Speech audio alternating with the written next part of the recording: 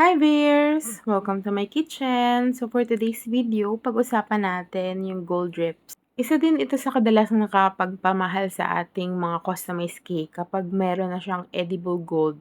Iba na ang atake niyan. Kasi per gram din to, 5 grams ata yung pinakamababa and ang mahal niya talaga. At marami din sa ating mga kapwa-baker na nag-struggle pa din para ma-achieve yung gold chips. So, nag-research ako and try natin yung mga ilang life hack daw. Kung foolproof nga ba ito at gaano siya ka-effective even after few hours na nakaset yung cake. Kaya, tapusin niyo yung video and keep on watching. This recipe is with powdered sugar, with oil, with gin, with food color, whipped cream, and white chocolate ganache. This is powdered sugar with egg whites and gold. As you can see, bumagsak lang siya sa icing. Ang pangit niya. So, it's a big no. Eto naman, powdered sugar with gin or vodka. Don't worry kasi hindi naman lalasa yan. Or maaamoy sa cake kasi nag evaporate siya. Though, as you can see, medyo matte yung finish niya. And it's not very gold. So, kung okay ka naman sa ganyang drip, why not? For the go, diba? Though, I give it like 7 out of 10.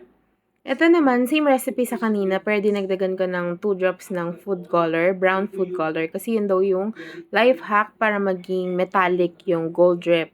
Pero as you can see, hindi siya naging metallic, para siyang bronze and matte yung finish niya pa rin. Kasi nga madaling mag-evaporate yung alcohol. I give it like 5 out of 10. Ito ay same recipe, pero nilagyan ko siya ng oil to give it a shimmering, shining look. Pero naging, ayun nga, shimmery bronze siya. So, if you're looking for bronze drip, you can go for this recipe. Ito na yung pinaka-famous sa life hack daw ng gold drip, yung with oil. Actually, na-amaze ako dito. Ang ganda ng pag-drip niya. Hindi siya mabigat sa icing. Tapos, na-hold niya yung texture niya. And talagang shiny siya. I give it like 7.5 out of 10. Later nyo malalaman bakit 7.5 lang. And eto na nga, same recipe to, pero dinagdagan ko nga siya ng 2 drops pa din ng brown food color to give it a metallic look, and it works. At saka yung ano niya, yung texture niya, nahuhold niya talaga as in. I love it. Pero ito na nga exciting part. So nakikita niyo naman yung oil, 'di ba? Parang gusto niya nang bumitaw. Pero it stays that way pa din. So I give it like 8 out of 10.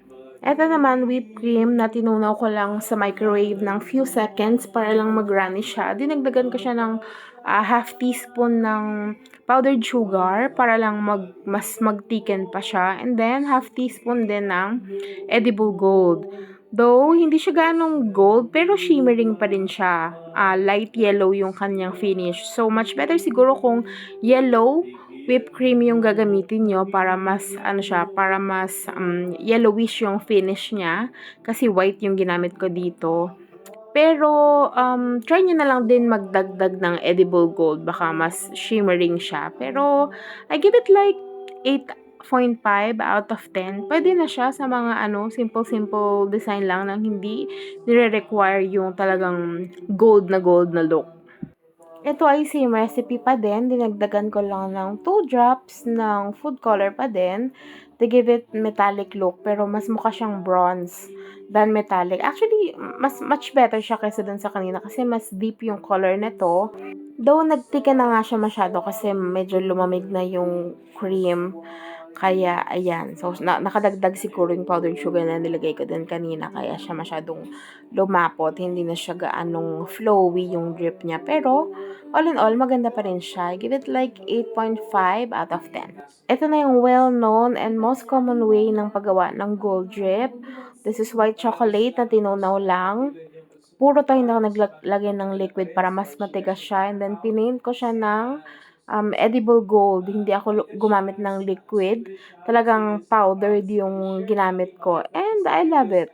Siguro kung second coating pa siya, mas madedefine yung pagka-gold niya. May pagka-metallic na nga rin siya actually sa personal. Yun nga lang, yung downfall, ipipaint mo siya, which is kinda messy, lalo na kung medyo ka clumsy pa, tsaka pasmado ka, 'di ba? Pero, all in all, I give it like 9 out of 10. Ito na yung result after 13 hours sa chiller. Ang maganda pa rin yung white chocolate ganache, hindi nagbago yung texture niya, shiny pa rin. Yung with gin and with brown food color, thankfully hindi naman humawa yung hindi gaano humawa, pero may sa personal meron siyang shadow na parang brown lining. So parang medyo naa-absorb na ni icing yung brown food color. Though, for 13 hours, tapos ganun ka, sobrang minimal lang yung brown shadow niya. It's a good thing, di ba? And yung recipe naman natin na ginamitan natin ng oil and oil with brown food color, okay pa rin siya. Medyo nagmat lang siya ng onte kasi natulog yung mantika sa ref kasi malamig, 'di ba? Pero yung parang shadow na oil, yung nasa ilalim na parang pabagsak na, hindi naman siya bumagsak kasi nga malamig. So, nag-solidify siya kahit papaano. So, hindi na kontento ang ate nyo, gumawa ako ng isang batch kasi kanina naitapon ko na yung una kong sample. So, gusto ko siya makita naman at room temperature. So, inulit ko siya. This time with dark chocolate and white chocolate. Tapos tinignan ko kung ilang patong yung maganda para ma-achieve ko yung gold na gold. At ito na nga, makita nyo na yung ating recipe na ginamitan natin ng oil kung bakit 7.5 lang yung rating ko sa kanya. Though ang ganda-ganda niya talagang i-drip kasi humihiwala yung oil, bumagsak siya. At ang masakit doon, yung onting mga gold ay sumama sa kanya. So, parang umiyak yung drip. So, hindi siya okay sa akin. Lalo na merong mga customer tayo na ang venue ay nasa garden, ganyan, room temperature lang. So, masisira siya pag ganun yung ginamit natin. Pero kung malamig na malamig yung venue, di for the go. So, ang nagwaging drip sa akin ay yung classic pa rin na lagi natin ginagamit, yung white chocolate ganache na ipipaint mo lang siya.